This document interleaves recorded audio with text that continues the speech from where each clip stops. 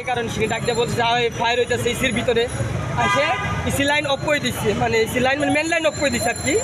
Main line of করে দিয়ে মহিলাটা যখন ঘর থেকে বের করে নিয়ে গেছে, দূরে নিয়ে গেছে, তখন ব্লাস্টের আগুনটা জ্বলে গেছে সাথে সাথে। তখনই তারা বের হয়ে গেছে সবাই বাসার থেকে সাথে সাথে বের হয়ে আগুনটা বেরিয়ে নিয়ে গেছে। এখন বাইরে যারা যারা ছিল তারা দেখছে।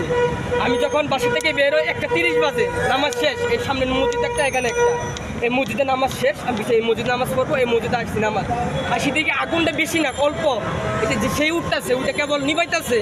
তখন আমি নামাজ বাদ দিয়ে দুধ দিয়ে এসেছি, দুধ দিয়ে আমি এইটা এনে ওইটা করে বললাম ভাই আপনি একটা আগুন নেন, আমি একটা নেন। পরে সিনি এসি লাইনটা যেটা সামনে আগুনটা সেটা সে নিভে ফেলছে আর কি, নিভে ফেলে চার্জ ছিল।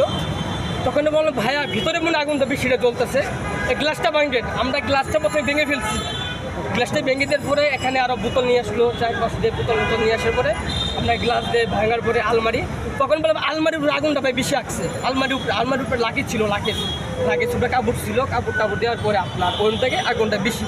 আর বিছানা ছিল, বিছানার উপরে বসে বিছানার একটু কিছু বসে লোকজন ছিল না ভিতরে লোকজন আল্লাহর রহমতে তখন আহত হয় না, এমনি কিন্তু ক্ষয়ক্ষতি হয়েছে আগুন যেটা ধরছে। ওই সময় আপনারা যখন ঢুকছেন তখন ভিতরের লোকজন কি করছে? ভিতরে লোক তখন কি ছিল এটা আমি দেখি নাই, কিন্তু আগুন আসলে আপনি আঘাত খেয়েছেন, আসলে ঘটনাটা কি ছিল একটু বলবেন? যে আমরা যখন প্রথমত জুম্মার নামাজ এই মালিবাগ মোড়ে যে মসজিদ ছিল, মসজিদ থেকে জুম্মার নামাজ পড়ে আসছিলাম, প্রথমত দেখি রাস্তা দিয়ে সবাই তাকিয়ে রয়েছে উপরের দিক দিয়ে।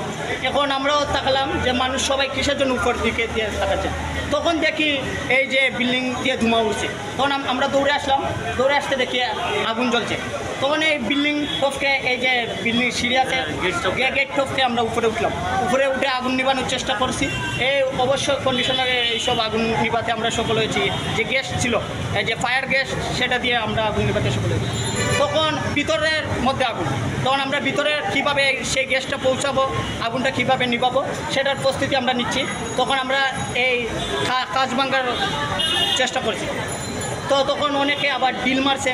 এই আপনি আঘাত খেয়েছেন কিভাবে? আসলে আঘাত পেয়েছি এই নিচ থেকে ডিল মারা হয়েছে, এই কাঁচ ভাঙতেছে, ডিল মারতে চেয়েছে, সেই ডিলেই আমরা আহত হয়েছি। আসলে আপনি জীবনের ঝুঁকি নিয়ে কেন এই কাজটা করতে গিয়েছিলেন? আসলে নিজেরও তো জীবনে দাম আছে ভাই।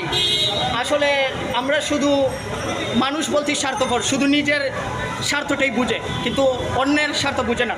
হয়তো এখানে ছোটো ছোটো বাচ্চা ছিল, অনেক মানুষ ছিল ফ্ল্যাটে, শুধু আমরা মানুষ শুধু নিজের ভাবনাটাই পাবে।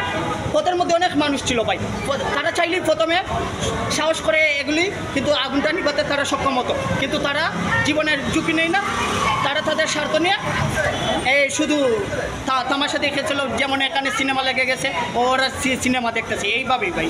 কিন্তু যদি প্রথমে যদি কেউ একজন যদি প্রথমেই ঝুঁকি নিয়ে যদি এই আগুন নিবানোর চেষ্টা করতো, তাহলে আগুনটা আর এত দূর যেত না ভাই। ভিতরে আপনি আসলে যখন উঠেছেন তখন একবার মনে হয় না যে আমি উঠছি, আমার তো রিস্ক আছে, আমার ফ্যামিলি আছে, এই টাইপের কিছু মনে হয় না? না ভাই, তখন তো এইসব মনে নাই। তো তখন কীভাবে এই যে ভয়ঙ্কর একটা ক্ষতিগ্রস্ত, কিছুদিন আগে এই বেইলি রোডে এই কাচ্চি ভাই আগুন লেগেছে, তো সেখানে বেসরকারিভাবে বা সরকারিভাবে একটা হিসাবের সাথে যে 83 জন বা 85 জন মারা গেছে, তখন আমার মাথায় সেই চিন্তাটা করেছে যদি আমি সফল হই, তাহলে হয়তো এখানে অনেক মানুষ আহত বা নিহত দেখে বেঁচে যাবে। সেই জন্যে সেই কাচ্চি ভাইয়ের ঘটনা থেকে আমার মাথায় শুধু একটা প্ল্যান ছিল, এই একটাই টেনশন ছিল, আমি কীভাবে আগুন নিভাবো। সেই টেনশনই তো তখন আমাকে চিন্তিত করেছিল, এছাড়া দুনিয়ার কোনো মায়া আমাকে চিন্তিত করেছিল। আপনাকে ধন্যবাদ। তো আসলে ভিতরে কেমন ক্ষয়ক্ষতি হয়েছে? আপনি ভিতরে ভাই যেহেতু আগুন লেগেছে আর আমরা তেমন একটা ভিতরে যাই নাই, যে ফায়ার সার্ভিসের বাইরেরা ভিতরে গেছে, কিন্তু হ্যাঁ যেহেতু আগুন লেগেছে ভয়াবহ ক্ষয়ক্ষতি হয়েছে, আসবাবপত্র পুড়ে গেছে বা জিনিসপত্র, ভিতরে যে জিনিসপত্র সেইগুলো পুড়ে গেছে। ওকে, ধন্যবাদ, থ্যাংক ইউ।